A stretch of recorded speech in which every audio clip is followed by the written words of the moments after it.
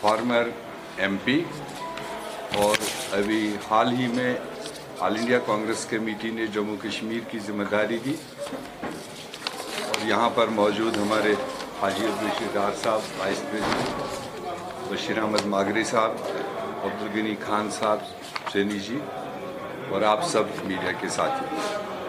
ये मैम का जम्मू कश्मीर के लिए पहला विजिट और पहला ही विजिट 5 दिनों का, जो 10 तारीख को शुरू हुआ और कल 14 तारीख को इख्तिताम होगा।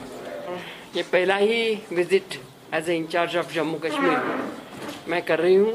तो प्रामुख्यतः जो 10 तारीख को हमारी किसान सम्मेलन था, जिसके द्वारा ये जो किसान कानून, काला कानून जो केंद्र सरकार ने बनाया है, जिसके माध्यम से हमारे किसानों के बेहाल होने के चिन्ह हैं, इसका विरोध करने के लिए हमने ये 10 तारीख का प्रोग्राम बनाया था।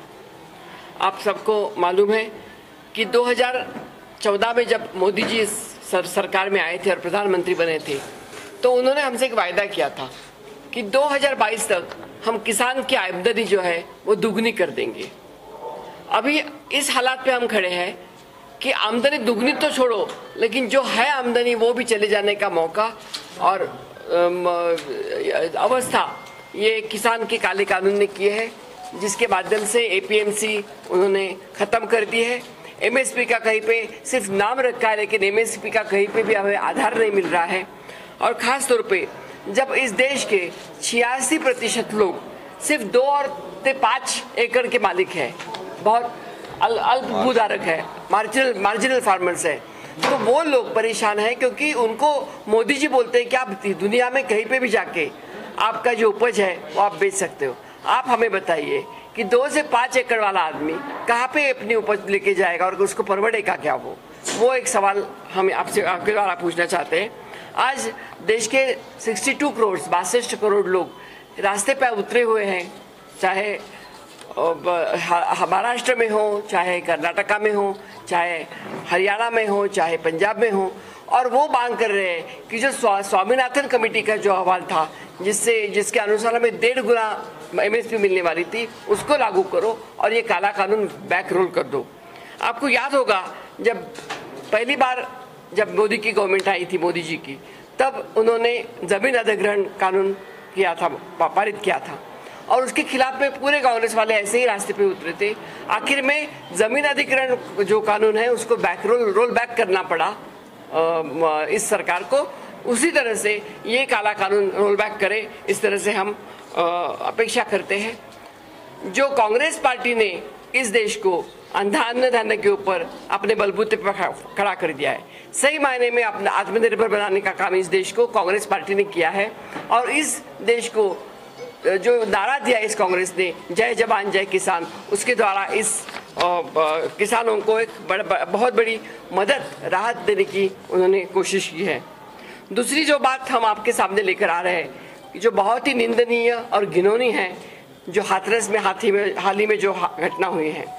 हाथरस में जो घटना हुई, 19 साल की हमारी दलित लड़की को बलात्कार करके, अत्याचार और अन्याय करके उसकी रीढ़ की हड्डी तोड़ के रात को 2:30 बजे उसको खेत में जला दिया गया, जैसे भी किसी जानवर को जला दिया जाता है उस तरह से जला दिया गया। और जब उनको सांत्वना देने के लिए हमारे नेता राहुल गांधी जी और प्रियंका जी जब उनको मिलने के लिए जा रहे थे, तो उनके साथ भी दुष्कर्म किया।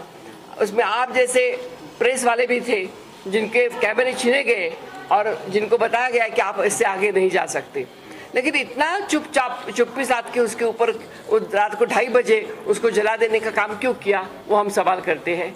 उसको न्याय देने का काम करेगा सरकार, या जिन्होंने उनके ऊपर अत्याचार किया है उनके साथ खड़ा रहेगा? ये भी सवाल हम पूछना चाहते हैं। मोदी सरकार बोलने में तो बोलती है कि बेटी बचाओ, बेटी पढ़ाओ, बेटी बचाओ, लेकिन ये बेटी अगर बचेगी ही नहीं तो पढ़ेगी कैसे? ये हम उनको सवाल पूछना चाहते हैं। और इसलिए ये 2 प्रामुख्यता हम नेशनल इश्यूज को लेके हम यहाँ पे हर जगह बोल रहे हैं, लोगों के साथ जा रहे हैं। तीसरा जो इशू है वो यहाँ पे जो 5 अगस्त 2019 में जो एक बहुत ही अनडेमोक्रेटिक वे से यूनिलैटरली और असंवैधानिक तरह से ये जो उन्होंने 370 उन्होंने एक डिमोलिश कर दिया। मुझे लगता है कि इसको रिस्टोर स्टेटहुड करने की बहुत आवश्यकता है, क्योंकि जो मैं जहाँ भी जा रही हूँ वहाँ पे सब लोगों का यही आक्रोश है, गुस्सा है लोगों के मन में, मायूसी है कि हमारा स्टेटहुड हमें वापस दे दो।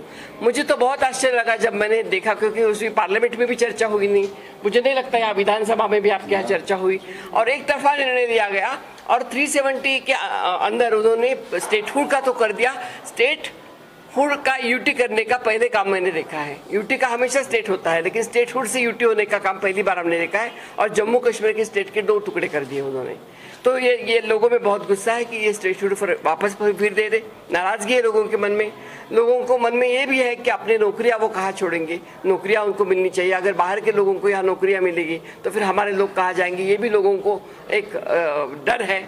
दूसरा, उनको लगता है कि हमारी जो ज़मीन है तो हमारे ज़मीन के ऊपर हमारा ही अधिकार होना चाहिए, हमारे लोगों ने वो ज़मीन लेनी चाहिए जो हमें एक स्टेटस मिला था। इससे पहले मैं हिमाचल में भी मैं थी इंचार्ज, तो हिमाचल में भी एक स्पेशल स्टेटस उनको था कि आर्टिकल 118 के तहत वहाँ पे कोई भी ज़मीन ले नहीं सकता है, ज़मीन सिर्फ वहाँ के हिमाचलीज को ही लेनी होती है। तो वैसे यहाँ पे भी दिया था, वो भी उनको वापस मिलना चाहिए। जो लड़कों को मैंने बोला, युवक कांग्रेस के हो, NSUI को हो, तो सब ने यही बोला कि हमें 4G मिलना बहुत आवश्यक है, क्योंकि 4G के माध्यम से पूरे विश्व के साथ वो कनेक्टेड है। जब आज पैंडेमिक के टाइम पे पूरे विश्व में ऑनलाइन एजुकेशन चल रहा है, अगर ये आपका ऑनलाइन ही चलेगा नहीं, अगर आपका 4G नहीं चलेगा, तो फिर किस तरह से वो आपको शिक्षा मिल सकती है। ये भी हमारे लिए बहुत इम्पोर्टेंट इशू है, वो भी हम आगे उठाएंगे। और 2 दिन पहले हम जब जम्मू में थे तो कश्मीरी पंडित का जो इशू था, उसी के लिए हम जख्ती करके वहाँ पे जो सेटलमेंट हुई है उनके सेटलमेंट की जगह पे गए थे। तो उनका भी यही कहना है कि हमारे जो अधिकार है वो हमें दे दो, हमें अपने गांव श्रीनगर जाने का हमें परमिशन दे दो। तो ये सब उनके जो लेजिटिमेट मांगे हैं, उसके लिए कांग्रेस हमेशा उनके साथ खड़ी रही है और उसके आगे भी उनके साथ खड़ी रहेगी।